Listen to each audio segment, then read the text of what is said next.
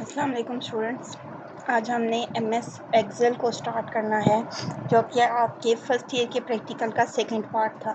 MS Word हमने complete कर लिया है, जिसमें हम कोई document, letter, application, newspaper, magazines वगैरह के लिए हम यूज़ करते हैं, टेक्स्ट के काम के लिए। आज हमने एमएस एक्सेल स्टार्ट करना है और एमएस एक्सेल हमारे पास यूज़ होता है न्यूमेरिकल टास्क के लिए। बिल कैलकुलेट करना है, रिज़ल्ट शीट बनानी है, बजट कैलकुलेट करना है। इस तरह के जितने भी कैलकुलेशंस, मैथमेटिकल टास्क या न्यूमेरिकल वैल्यूज़ को जब हमने उन पे कोई ऑपरेशन परफॉर्म करने होते हैं तो हम एक्सेल यूज़ करते हैं। अब एक्सेल को स्टार्ट करने का मेथड वैसा ही है जैसे आपने वर्ड के लिए सीखा था कि आप यहाँ पे स्टार्ट के आइकन पे क्लिक करते हैं यहाँ पे, और आपके पास एक लिस्ट आ जाती है। क्योंकि ये विंडोज़ चेंज है लेटेस्ट, तो इसलिए यहाँ पे वो वैसी लिस्ट नहीं आएगी। तो इस तरह से ही एक लिस्ट आती है, उसमें ऑल प्रोग्राम्स की ऑप्शन होती है। आप ऑल प्रोग्राम्स पे क्लिक करते हैं। अगर मैं यहाँ पे आपको आप ही के टास्क जो आपने वर्ड ओपन किया था उसके थ्रू ही हम देखें, अगर मेरे पास एमएस वर्ड का ये जो इमेज था, अगर आप ये देखें तो इस तरह से ऑल प्रोग्राम में जहाँ पे आपके पास माइक्रोसॉफ्ट वर्ड और एक्सेस है, वहाँ पे ही माइक्रोसॉफ्ट एक्सेल की वैल्यू मौजूद होती है, जिसके थ्रू आप इसको ओपन कर सकते हैं। आप इसको ओपन करते हैं तो आपके पास एक विंडो ओपन हो जाती है, और यहाँ पे जो मेरे पास ऑप्शंस हैं, मैं इसमें यहाँ पे इसे सर्च कर लूँगी। यहाँ पे आप सर्च करेंगे तो सर्च विंडो आपके पास एक ओपन हो जाएगी, और उस सर्च विंडो में आप लिखेंगे एमएस एक्सेल। ओके, मैं यहाँ पे खाली एक्सेल लिख देती हूँ। ये देखें एक्सेल 2013, इस तरह का इसका आइकन बना होगा। EXCEL 2013 2003 का जो आपकी बुक में है वो टोटली थोड़ा डिफरेंट है।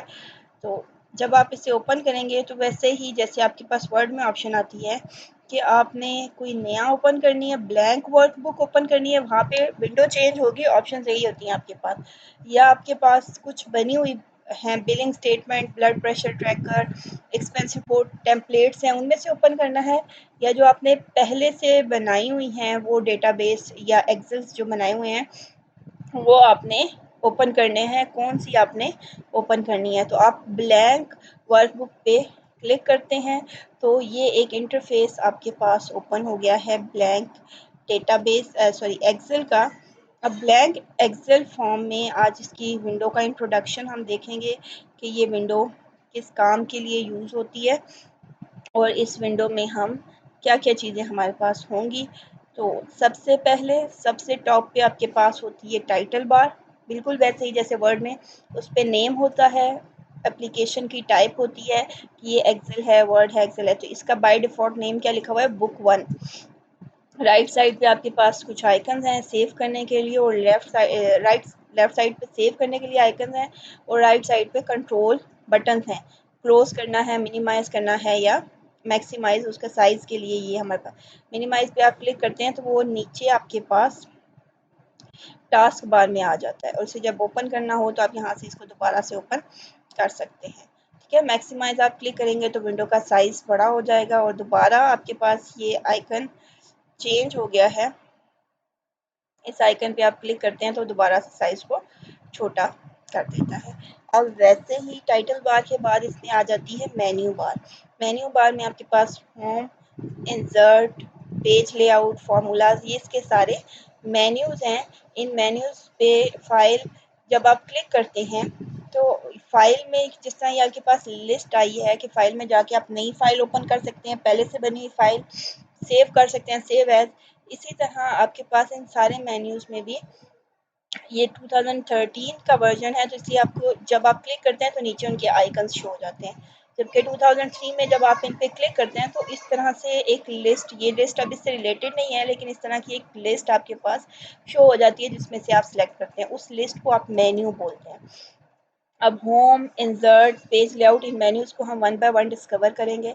मेन्यू बार के बाद आपके पास आ जाती है आइकन बार। आइकन बार में या टूल बार जिसको आप बोलते हैं, आपके पास कुछ टूल्स बने होते हैं। अब क्योंकि ये दोनों मर्ज की हुई हैं उन्होंने, तो यहाँ पे होम के सारे टूल्स आइकन की ग्राफिक की फॉर्म में मौजूद हैं, जबकि जो 2003 है उसमें एक छोटी सी बार होती है इसी तरह की जिस तरह आपके पास ये मेन्यू बार है, और उसमें कुछ थोड़े बहुत आइकन्स जो मोस्टली यूज़ कमांड्स होती हैं, जो आप ज़्यादातर यूज़ करते हैं, सिर्फ उनकी लिस्ट बनी होती है आपके पास। तो ये आपके पास मेन्यू बार, उसके बाद आपके पास टूल बार आ जाती है, और टूल बार के बाद इसमें आपके पास एक और चीज़ होती है, वो कहलाती है फार्मूला बार। फार्मूला बार वो होती है जिसमें आप, क्योंकि हमने कहा कि इसमें हम न्यूमेरिकल काम, मैथमेटिकल मार्कशीट बनानी है, बिल बनाना है, बजट बनाना है, तो आप उनके लिए addition, subtraction, percentage, mean, median, तो उसके लिए आपको फार्मूलाज लगाने होते हैं या कोई वैल्यू, तो वो आप यहाँ पे ये आपको एफ एक्स नज़र आ रहा है, ये एफ एक्स जो है ये फंक्शन को या फार्मूला को रिप्रेजेंट कर रहा होता है, और आगे ये आपके पास एक ब्लैंक सी डैश बनी हुई है, इसके अंदर आप कोई भी फार्मूला इंटर कर सकते हैं, like equals to A1 plus A2, तो वो क्या करेगा, A1 और A2 को प्लस कर देगा। तो इस तरह से आप फार्मूला लिखते हैं, और फार्मूला लिखने से पहले जो मोस्ट इम्पॉर्टेंट चीज़ होती है कि आपको इक्वल का साइन डालना होता है। ये एड्रेस बार है, नेम बॉक्स है जिसमें आपके पास इन सेल्स का एड्रेस आ रहा होता है। आपके पास सेल्स जब बनते हैं तो आपने एक्सेल पढ़ा था, एक्सेल रोज एंड कॉलम्स, ये जो आपके पास हॉरिजॉन्टल लाइन है इसको आप बोलते हैं रो, और जो ये वर्टिकल लाइन है इसको आप बोलते हैं कॉलम। रोज और कॉलम से मिलके बनी होती है। और आपने एक और चीज़ पढ़ी थी कि intersection of row and column, कि ये देखें, ये जो आपके पास एक आइटम आ रहा है, ये एक रो और एक कॉलम का जहाँ पे इंटरसेक्शन होता है, जहाँ पे दोनों एक दूसरे को कट करते हैं, वहाँ पे आपके पास एक सेल बन जाता है। तो ये आपके पास क्या है, एक सेल है। और कॉलम्स की हेडिंग में अल्फ़ाबेट्स होते हैं, A B C D E F G. Columns name या कॉलम हेडिंग में क्या होता है, अल्फ़ाबेट्स होते हैं, और ये आपके पास सारे अल्फ़ाबेट्स हैं, और ये हमने पढ़ा था कि 256 कॉलम्स इसमें होते हैं। ठीक है, तो हम इसमें मल्टीपल कॉलम्स ऐड कर सकते हैं। ये देखें, जहाँ पे ए बी सी जी खत्म होती है वहाँ पे उसे डबल करना शुरू कर देता है। पहले ए के साथ A B A C A D, ए के साथ सारी अल्फ़ाबेट्स आएंगे, फिर बी के साथ आएंगे, सी के साथ आएंगे, तो इसमें टोटल 256 कॉलम्स हमने, आप लोगों ने अपनी बुक में फर्स्ट ईयर में पढ़ा होगा कि ये मौजूद होते हैं। और ये हमारे पास रोज़ हैं, और रोज़ के साथ उनके नंबर होते हैं, रो नंबर 1 2 3 4, और ये 65,000 रोज़ थी शायद हमारे पास। तो आप इसे आगे करते जाएं तो इसमें रोज़ आती जाती हैं। तो ये हमारे पास वर्किंग एरिया होता है, इसको आप वर्कशीट बोलते हैं, जिसके अंदर आप एक काम कर रहे होते हैं। तो या इस ये कॉलम है, ये ये आपके पास जो वर्टिकल्स हैं ये कॉलम्स हैं, और जो ये आपके पास हॉरिजॉन्टल हैं ये रोज हैं। और आपके पास अगर आपने इसमें से किसी को सिलेक्ट करना हो, पूरी रो या कॉलम को, तो आप इनकी हेडिंग पे क्लिक करते हैं। देखिए मैं 3 पे क्लिक किया तो पूरी 3 की रो जो पूरी लाइन थी वो क्लिक हो गया। तो मैंने एफ पे क्लिक किया तो एफ का पूरा कॉलम, सारे सेल्स जो उसमें आते हैं वो सारे सिलेक्ट हो गए। अगर आपने इस पूरी वर्कशीट को सिलेक्ट करना हो तो आपके पास ये ऑप्शन बनी होती है, आप इस पर सिलेक्ट करें तो अब देखें आपकी ये पूरी वर्कशीट सिलेक्ट हो गई है। तो अब यहाँ पे मैंने आपको कहा था एड्रेस आता है, तो अब जिस सेल को सिलेक्ट करेंगे, जिस सेल पे आप काम कर रहे होंगे, उसका एड्रेस यहाँ पे आ जाता है। और सेल का एड्रेस कैसे बनता है ये हम लोगों ने पढ़ा था कि D3 कॉलम नेम प्लस रो नेम। ये देखें ये सेल कौन सा है, डी वाला कॉलम है और थर्ड वाली रो है, तो उसका नाम यहाँ पे आपको नज़र आ गया है कि ये क्या है, D3। और अगर मैंने यहाँ से डायरेक्ट किसी सेल पे जाना हो, मैंने लिखा AZ564, तो वो मुझे डायरेक्टली उस पर ले गए। अगर हमने किसी सेल पे मूव करना हो तो हम यहाँ पे उसका एड्रेस दे के उस पर जा सकते हैं, और मुझे स्क्रॉल नहीं करना पड़ा कि मैं उसे AZ पे लेके आऊँ फिर उसमें रो सर्च करूँ। आप डायरेक्टली यहाँ से इस एड्रेस को यूज़ कर सकते हैं। तो बेसिकली यहाँ पे क्या होता है, एड्रेस होता है, और ये क्या होता है आपके पास फार्मूला बार होती है। तो ये आपके पास पूरी जो रोज और कॉलम्स बने हुए हैं ये आपके पास क्या है, वर्कशीट्स कहलाती हैं। तो अब आपके पास जो नेक्स्ट सेल्स हैं, इन सेल्स में जिस सेल पे आप काम कर रहे होते हैं, जिसको आपने सेलेक्ट किया होता है, ये देखिए मैं अगर इस सेल को सिलेक्ट करती हूँ तो इसके गिर्द एक बॉर्डर बना हुआ आपको नज़र आ गया। तो ये वो सेल है जिस पे मैं कोई काम कर रही हूँ, जिसमें कोई वैल्यू इंटर कर रही हूँ, जिस पे कोई फार्मूला अप्लाई कर रही हूँ, तो इसको आप एक्टिव सेल बोलते हैं। जिस पे आप कोई काम कर रहे होते हैं या जो सेल सिलेक्टेड होता है वो आपके पास एक्टिव सेल होता है। और बाकी जितने सेल्स हैं, ये जो आपको जिनके गिर्द इस तरह का बॉर्डर नज़र नहीं आ रहा क्योंकि उन पे हम कोई काम नहीं कर रहे, वो आपके पास पैसिव सेल्स कहलाते हैं। ये चीज़ भी हमने पढ़ी थी कि एक्टिव सेल और पैसिव सेल। उसके बाद नीचे हमारे पास आ जाती है एक बार जिसमें हमारे पास शीट्स की डिटेल होती है। अब इसमें इस वर्जन में आपके पास सिर्फ शीट 1 है, जबकि आपके पास जो 2003 होता है उसमें बाय डिफ़ॉल्ट शुरू में 3 शीट्स आ रही होती हैं, शीट 1, शीट 2 और शीट 3, और उसके बाद आप फर्दर ऐड कर सकते हैं। इसमें एक ही शीट आ रही होती है, और अगर आपने ऐड करनी हो तो ये प्लस का साइन बना हुआ है, न्यू शीट, आप इस पर क्लिक करेंगे तो आपके पास ये देखें शीट 2 आ गई है। फिर इस पे आप क्लिक करेंगे दोबारा शीट 3, तो जितनी भी शीट्स आप चाहें इसमें ऐड कर सकते हैं आपके रिक्वायर्ड। तो 2003 में आपके पास तीनों शीट्स आ रही होती हैं, और आप ऐसे समझ लें कि आपके पास 3 पेज आ गए हैं जिन पे आपने काम करना है। ये पेज 1 है एक्टिव सेल जिस पे मैंने कोई काम किया हुआ था, ये शीट 2 है। अब उसमें दोबारा से वही होता है, उसके दोबारा से A1 A2 होता है, रोज होती हैं, कॉलम्स होते हैं, उनकी एड्रेसिंग दोबारा से होती है। सिर्फ ये क्या होती है, अब शीट 2 है, मैं यहाँ पे लिख देती हूँ कि ये शीट 2 है हमारे पास, और ये नेक्स्ट जो है ये शीट 3 है। तो आपने इनको सेलेक्ट करना हो या ओपन करना हो, मैंने शीट 3 में काम करना है तो मैं ये देखें ये सिलेक्टेड है, आपको नज़र आ रहा है, ये बाकी दो सिलेक्टेड नहीं है। एक वक्त में आप कोई एक शीट ओपन कर सकते हैं। मुझे शीट 2 में काम करना है तो मैं शीट 2 पे क्लिक करूँगी तो शीट 2 ओपन हो जाएगी। अब शीट 1 और शीट 3 जो है वो पैसिव है और शीट 2 जो है वो एक्टिव है, मैं इसमें कोई भी काम कर सकती हूँ। अब यहाँ पे वैसे तो शीट 1, शीट 2 और शीट 3 इनका नाम लिखा हुआ होता है। अगर आपने इनको कोई नाम देना है ताकि आपको पता चल जाए कि कौन सी शीट में कौन सा डेटा है, तो आप इसको नाम भी दे सकते हैं। पर्पज़ क्या होता है कि आपके पास जो काम हो आप उसे ईजिली अंडरस्टैंड कर सको, उसमें ईजिली सर्च कर सको। तो जो जिस शीट का नाम आपने चेंज करना हो उस पर राइट क्लिक करेंगे, आपके पास एक मेन्यू ओपन हो गया, इंसर्ट का, नई शीट ऐड कर देगा। डिलीट करेंगे तो वो इस शीट को डिलीट कर देगा। रीनेम करेंगे तो आप देखें यहाँ पे कर्सर ब्लिंक कर रहा है, एक लाइन सी आ रही है। तो अब यहाँ पे आप कोई भी नाम दे सकते हैं कि ये हमारी क्या है, रिजल्ट शीट है, ठीक है। तो ये अब हमें पता चल जाएगा। अब हमें कोई और शीट भी ओपन की हुई है, शीट 3 पे हूँ और मुझे रिजल्ट चेक करना है, तो मुझे ढूंढना नहीं पड़ेगा शीट 2 है, 3 है, 4 है, 5 है। मुझे ये टैब से नाम दे के पता चल जाएगा कि रिजल्ट की शीट ये 1 वाली है। तो इस तरह से हम इस पे मैं दोबारा आपको बता देती हूँ, राइट क्लिक करके यहाँ से रीनेम पे क्लिक करके मैं यहाँ पे कर सकती हूँ कि ये फ़ी की शीट है, इसमें फ़ी की डिटेल मौजूद है। और शीट 3 अगर हमें नहीं रिक्वायर्ड तो हम क्या कर सकते हैं, यहाँ से इसको डिलीट कर सकते हैं। वो पूछ रहा है कि आपने इसे डिलीट करना है, और साथ ही वो हमें वार्निंग भी दे रहा है कि जो उसके अंदर डेटा है वो भी डिलीट हो जाएगा। तो अगर आपने करना है तो ओके कर दें डिलीट।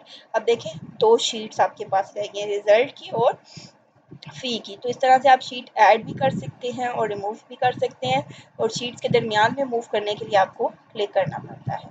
तो एक जो आपके पास वर्कशीट है ये एक शीट कहलाती है। और आपने पढ़ा था, हमने जब इसे ओपन भी किया है तो हमने क्या ओपन की है, एक वर्क बुक ओपन की है।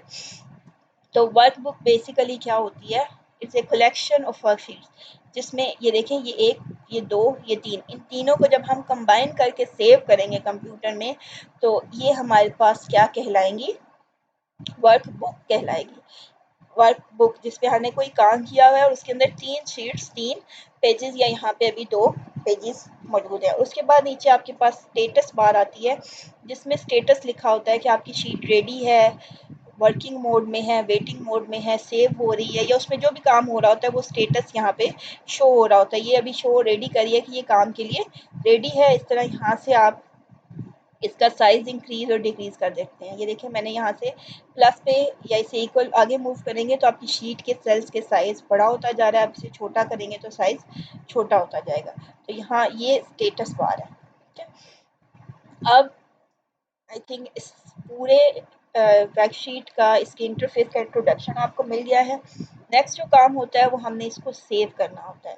आपको मैंने पहले भी बताया था कि आप प्रैक्टिकल करते हो, वो आपको कहते हैं कि पहले उस काम को सेव करें।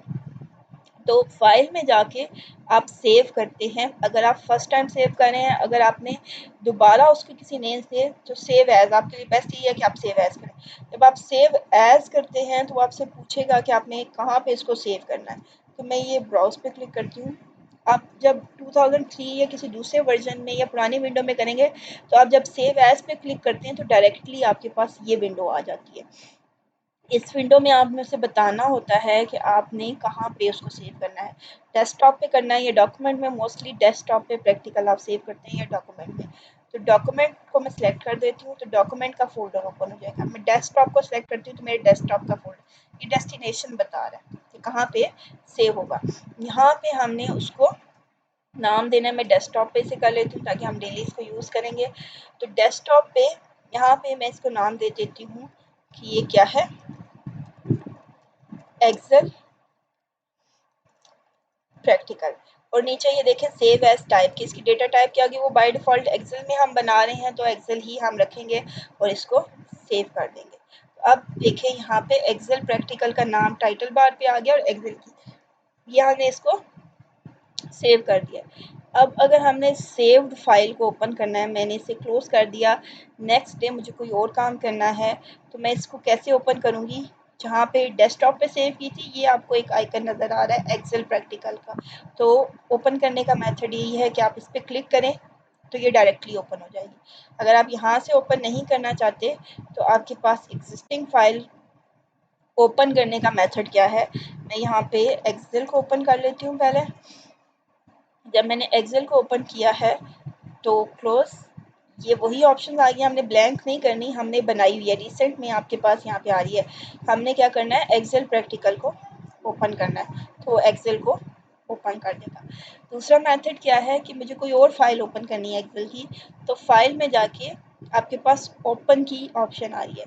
आप ओपन पे क्लिक करेंगे तो जितनी एक्सेल की फाइल्स हैं मौजूद रिसेंट, जो हमने रिसेंटली यूज़ की हैं, उन सारों की लिस्ट होगी। अगर हमने कोई और बनाई है या किसी और जगह पे सेव की हुई है, हमने यूज़ करनी है, तो हम कोई भी सिलेक्ट करके लाइक ये प्रैक्टिस, तो वो उसको प्रैक्टिस वाली को देखें, ये प्रैक्टिस वाली फाइल भी ओपन हो गया। तो इस तरह से आप एग्जिस्टिंग फाइल को भी ओपन कर सकते हैं। तो सेव कर लिया हमने, ओपन कर लिया है, इंट्रोडक्शन हमें मिल गया है। अब हम इसमें काम कैसे करते हैं और हम इन मेन्यूज़ को एक्सप्लोर करेंगे, ठीक है। तो अब क्योंकि हमने यहाँ पे, आपने इसमें से वैल्यू सेल में कोई डेटा इंटर करना है तो सबसे पहले उसको क्या करना होता है, उसे सिलेक्ट करना होता है। अब सिलेक्ट करके मैंने इसको नाम दिया था रिजल्ट का। तो हम जब रिजल्ट बना रहे होते हैं तो हमें एक रिजल्ट कार्ड छोटा सा बनाते हैं यहाँ पे। तो वैल्यू इंटर करने के लिए, रिजल्ट बनाने के लिए आपको क्या होता है, रोल नंबर। अब यहाँ पे ऊपर पहले टेबल की हेडिंग्स देते हैं कि इस टेबल में, एक टेबल रोज एंड कॉलम्स है ना, तो एक टेबल आपके पास बनता है। यहाँ पे रोल नंबर आएगा, यहाँ पे नेम आएगा, यहाँ पे इसको सिलेक्ट करके कीबोर्ड से टाइप करते जाए। यहाँ पे इंग्लिश के मार्क्स आएंगे, यहाँ पे उर्दू के मार्क्स आएंगे। छोटा सा रिजल्ट कार्ड हम बना रहे हैं। यहाँ पे इस्लामियात के मार्क्स आएंगे, यहाँ पे मैथ्स के मार्क्स आएंगे और यहाँ पे हम कह देते हैं साइंस के मार्क्स आएंगे। तो और इधर हम लिख देते हैं कि टोटल मार्क्स कितने हैं, ऑब्टेन मार्क्स कितने हैं, और फिर हमने उसकी परसेंटेज कैलकुलेट करनी है। मोस्टली रिजल्ट में यही वैल्यूज आपके पास होती हैं, ठीक है। और हमने ये एक टाइटल बना दिया। उसके बाद यहाँ पे हम रोल नंबर्स एंटर कर देते हैं, 21, 22, 34, 56, कोई भी रोल नंबर। अब इसमें भी आपके पास, जो आप लोगों ने पहले पढ़ा था कि एक्सेस में भी आपने पढ़ा था कि रोल नंबर अरेंज ऑर्डर में इंटर करना ज़रूरी नहीं होता, क्योंकि हम इसे अरेंज कर सकते हैं, वो हम बाद में देखेंगे कैसे कर सकते हैं। फिर आगे हम इनका कोई भी नेम इनके इंटर कर देते हैं, ठीक है। और उसके बाद हम इसमें कोई भी मार्क्स इंटर कर सकते हैं। अब हमने ये इनके मार्क्स जो हैं वो इंटर कर दिए हैं।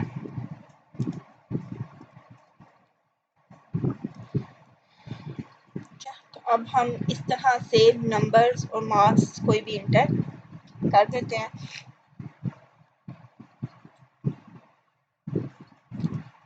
अब इसी तरह हम इनके उर्दू के मार्क्स भी इंटर कर देते हैं। अब एक सेल से दूसरे सेल पे जाने का मेथड आपके पास क्या है कि या तो आप डायरेक्टली उस सेल पे क्लिक करें, वो मूव हो जाएगा। अगर आपने एक लाइन में जाना है तो आप एरोस जो बने होते हैं आपके पास, उसे भी क्लिक कर सकते हैं। तो मैं डाउनवर्ड एरो को क्लिक करी तो वो नीचे आता जा रहा है, अगर मैं राइट साइड वाले एरो को क्लिक करूँगी तो वो राइट साइड पे जाएगा।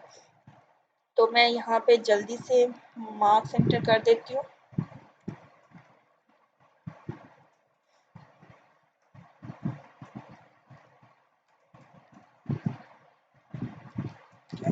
और फिर मैं यहाँ पे इस्लामियात के मार्क्स भी इंटर कर देती हूँ।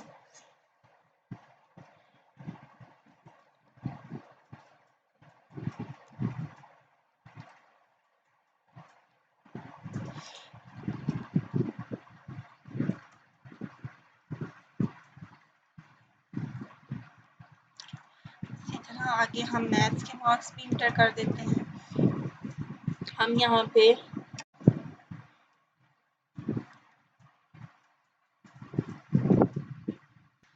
मार्क्स इंटर कर लिए हमने। अब मार्क्स इंटर करने के बाद अब जैसे मुझे अगर इसमें कोई वैल्यू एडिट करनी है तो उसका मेथड यही है कि हम इसे सिलेक्ट करते हैं।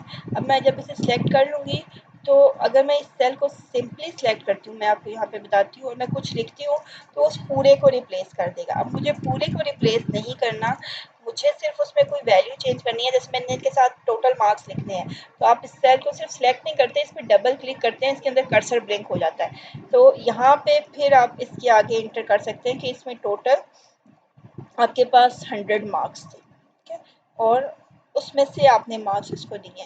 और दूसरा वे क्या है कि आप यहाँ पे डायरेक्टली फार्मूला बार पे आके यहाँ पे भी उसकी आप डायरेक्ट फार्मूला बार में वैल्यूज़ भी दे सकते हैं और फार्मूलाज भी लिखते हैं। जहाँ पे फार्मूला होते हैं वहाँ पे फार्मूला शो हो रहा होता है, जहाँ पे वैल्यूज़ होती हैं वहाँ पे वैल्यूज शो हो रही होती है।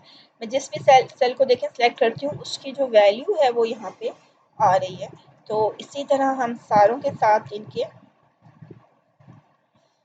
टोटल मार्क्स लिख देते हैं और यहाँ पे हमारे पास साइंस के टोटल मार्क्स आ जाएंगे।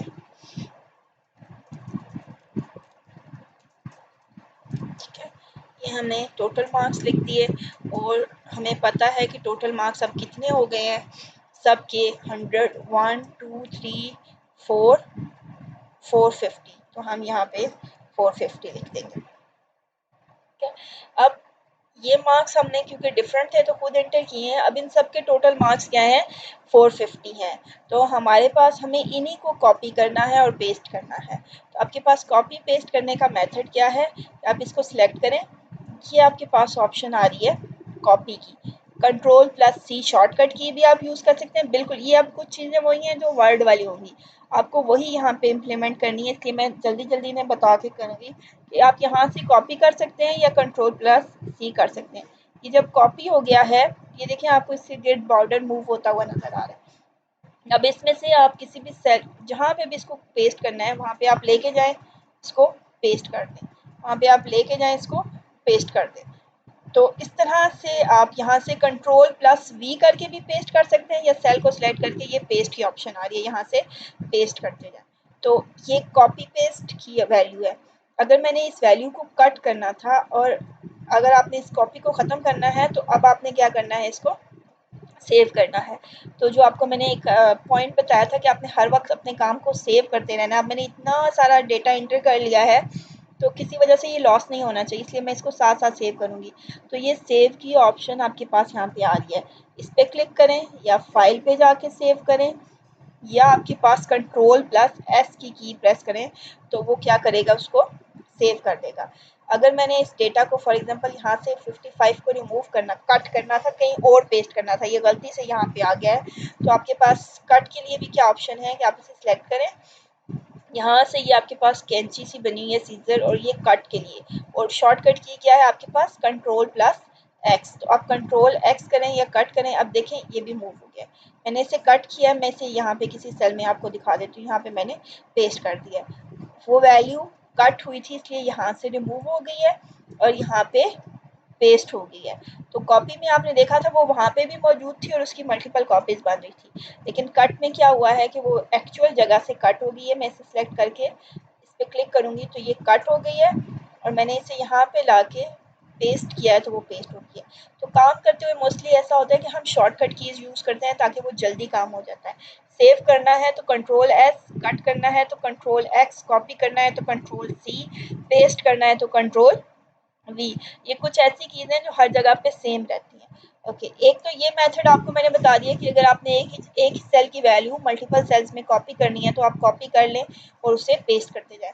एक्सेल में दूसरी वैल्यू ऑप्शन ये होती है कि आप यहाँ से उसे सिलेक्ट करके ड्रैग कर सकते हैं, तो वो वैल्यू ऑटोमेटिकली नीचे वाले सेल्स में कॉपी हो जाती है। ये देखिए मैंने जब इस पर क्लिक किया, यहाँ पे नीचे छोटा सा एक स्फीयर बना हुआ है। जब मैं इस पर कर्सर लेके आती हूँ तो मेरे कर्सर की शेप प्लस में चेंज हो जाती है। आप इसे सिलेक्ट करें, क्लिक करके वो ड्रैग करते जाएं। देखिए मैं जब इसे ड्रैग करती जा रही हूँ तो वो नीचे सारे सेल्स में उसने वही वैल्यू कॉपी कर दी।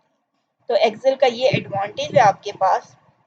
अगर आपने सेम वैल्यू को, फॉर एग्जांपल मैं आपको बताती हूँ, मैंने यहाँ पे 450 इंटर किया था, मैं यहाँ पे 500 इंटर कर देती हूँ और मुझे 500 सारी वैल्यूज़ में चाहिए। इस पर क्लिक करेंगे, कर्सर की शेप चेंज होगी, माउस के साथ आपने लेफ़्ट क्लिक करनी है और उसको ड्रैग करना है, तो वो सारी वैल्यू आपके पास ड्रैग होके सारे सेल्स में वही वैल्यू कॉपी हो जाती है। इसके ड्रैग एंड ड्रॉप के थ्रू भी आप इसमें वैल्यूज़ को कॉपी कर सकते हैं। अब ये गलत है, मुझे अनडू करना है या रीडू करना है, बैकवर्ड जाना है या फॉरवर्ड जाना है, तो ये आपको मैंने बताए थे, यहाँ पे आइकन हैं अनडू और रीडू के एरो बने होते हैं। या आप इस पर देखिए, मैंने इस पर क्लिक किया तो उसने क्या किया, सारी वैल्यूज़ जो एक पिछला स्टेप था कि ये 450 है और ये मैंने 500 लिखा था, फिर मैं इस पर दोबारा अनडू करती हूँ तो उसने इसको भी एक एक स्टेप वो पीछे जा रहा है। अगर मुझे ज़्यादा स्टेप पीछे जाना है तो मैं उसे यहाँ से बता दूंगी कि कितना पीछे जाओ, जितनी मैंने जो जो टाइपिंग की है जितना पीछे जाना है हम उसे उतना पीछे ले जाते हैं। पेस्ट पे किया तो ये देखें उसने इस स्टेप पे वो हमें ले आया है, जब हमने यहाँ से कट करके पेस्ट करना था, कॉपी पेस्ट वाले स्टेप तक वो हमें पीछे ले गया। और इसकी शॉर्टकट की क्या होती है, कंट्रोल जी। कंट्रोल जी क्या करती है, वो अनडू करती है और कंट्रोल वाई जो है वो रीडू के काम आती है। तो अब कंट्रोल वाई, ये यहाँ से ये आपको फॉरवर्ड एरो नज़र आ रहा है, इस पर क्लिक करें तो वो फॉरवर्ड मूव करेगा और अगर आप बैकवर्ड एरो पे मूव करेंगे तो वो अनडू करेगा। तो undo, redo, cut, copy, paste, इनको ज़्यादा एक्सप्लेन इसलिए नहीं कर रही क्योंकि ये हम पहले पढ़ चुके हैं, सिर्फ यहाँ पे आपको इम्प्लीमेंट करना बता रही हूँ। तो ये आपने देखा कि हमारे पास ये वैल्यूज़ इंटर हो गई हैं। मैंने एक वर्कशीट बना दी है जिसमें मैंने वैल्यूज़ इंटर कर दी हैं। उनमें मैंने आपको कट, कॉपी, पेस्ट करने का ये ऑप्शन क्लियर कर दिया है, सेव करना, ओपन करना, अनडू, रीडू। अब कल हम इन पे फॉर्मेटिंग करेंगे और फार्मूलाज अप्लाई करेंगे। आज के लिए इतना काफ़ी है। ये बहुत आसान होगा आपके लिए क्योंकि इसमें बहुत सारी चीज़ें वो हैं जो आप पहले वर्ड में कर चुके हैं, कुछ नई चीज़ें होंगी जो हम साथ साथ देखते जाएंगे। टिल देन, अल्लाह हाफ़िज़।